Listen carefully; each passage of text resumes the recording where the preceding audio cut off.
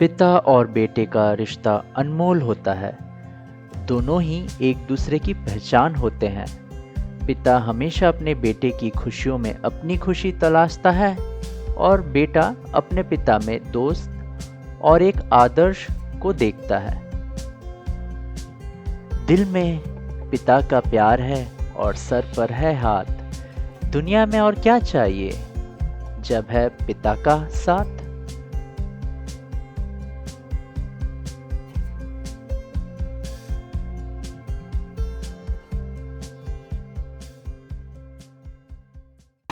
नमस्ते, कैसे हो आप सब।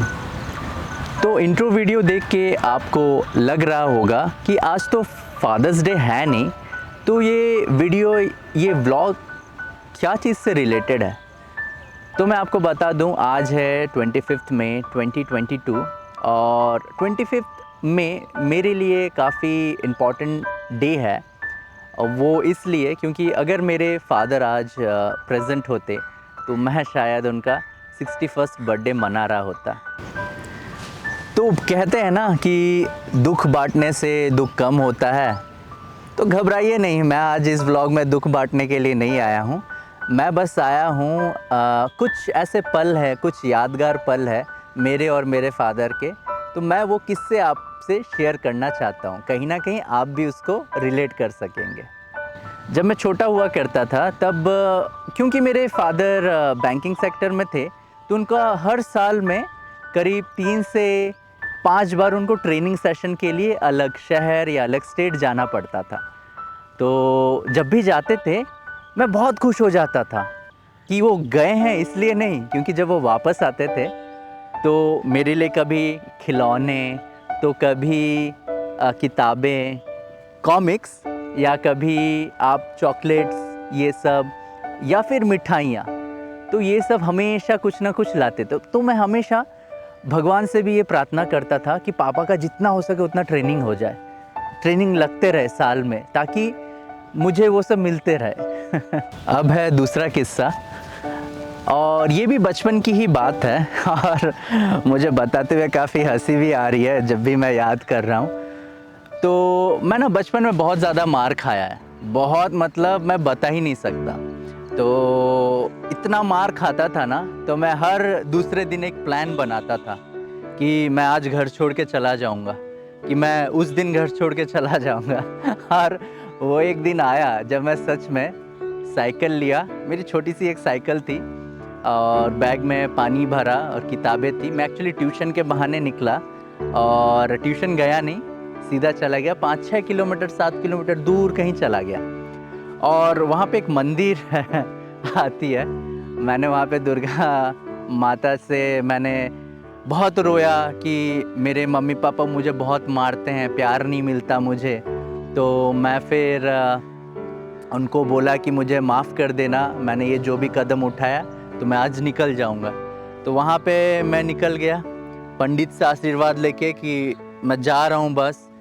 और उसके बाद रास्ते में एक पल आया जब मेरे पेट से आवाज़ आना शुरू हुआ, तो मुझे लगा अरे अब तो भूख लगने लगा, अब मैं करूँ तो करूँ क्या। तो मैं फिर साइकिल रिवर्स लिया, घर की ओर चला गया। चले जाने के बाद मैं बताया ऐसा ऐसा हुआ, क्योंकि मम्मी को पता चल गया था फ़ोन करके कि लड़का ट्यूशन नहीं गया है, क्योंकि ट्यूशन से ही फ़ोन आ गया था। तो मुझे लगा कि भाग गया है तो प्यार मिलेगा, बट नहीं, मुझे बेल्ट मिला, चप्पल मिले। वो भी मेरी मम्मी अलग से दी, फिर पापा ने अलग से दिया, तो बहुत मार खाया।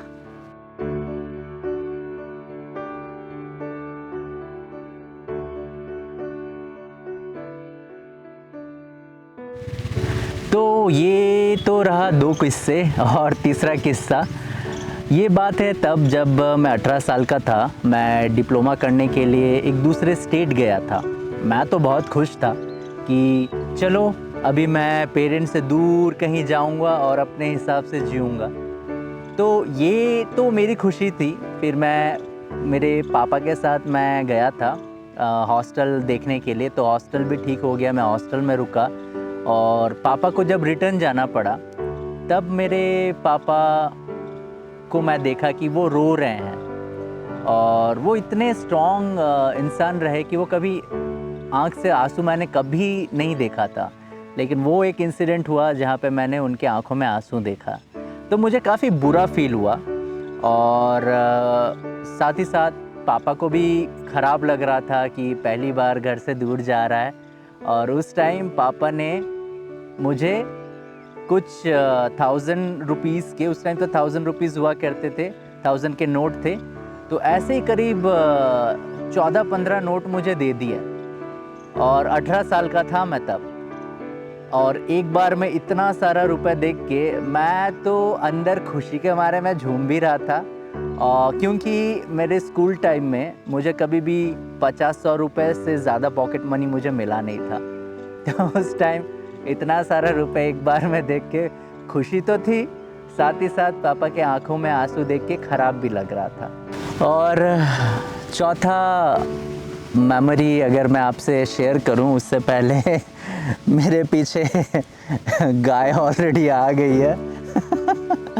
मैं, ये गाय है या बैल है? ये बैल है शायद। तो थोड़ा सा माहौल लाइट हो गया और ज़्यादा, तो दिखता हूँ मेरा माइक भी मुड़ जा रहा है। तो थोड़ा सा टाइम दीजिए, जल्दी शेयर करता हूँ आपको किस्सा। ये आजा। तो मेरा जो चौथा यादगार मोमेंट मेरे पापा के साथ, ये बात है जब मैं डिग्री करने की पढ़ाई करने गया था।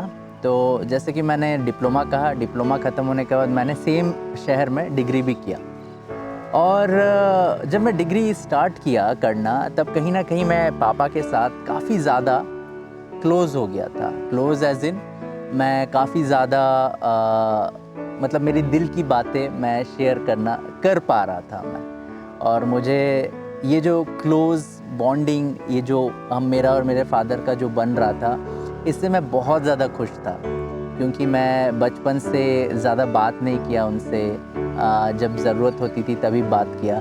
और डिग्री के टाइम पे मैंने मेरे दोस्तों के बारे में, कि ये लड़की है इसके बारे में, या फिर मुझे कुछ भी फाइनेंशियल इश्यूज़ या कुछ भी रीज़न्स, कुछ भी इश्यूज़ होते थे, तो मुझे हमेशा मेरे फादर ओपन रहते थे सुनने के लिए और सल्यूशन देने के लिए। तो वो पल बहुत ही यादगार रहे। और जो पांचवा, जो सबसे ज़्यादा यादगार पल है, वो है जब मैं जॉब करना स्टार्ट कर दिया था। ये 2020 की ही बात है। जॉब वगैरह स्टार्ट हो चुका था ऑलरेडी, कुछ सालों का एक्सपीरियंस भी था, सब सेटल थे अपने अपने जगह पे। मेरी एक एल्डर सिस्टर भी है, वो भी मैरिड है एंड सेटल्ड है बेंगलोर में ही। तो हम लोग अपने बिज़ी शेड्यूल होते हुए भी हमने प्लान किया कि हम अंडमान जाएंगे, घूमेंगे। तो वो जो ट्रिप था हमारा पहली बार था, हम अंडमान में गए, घूमे,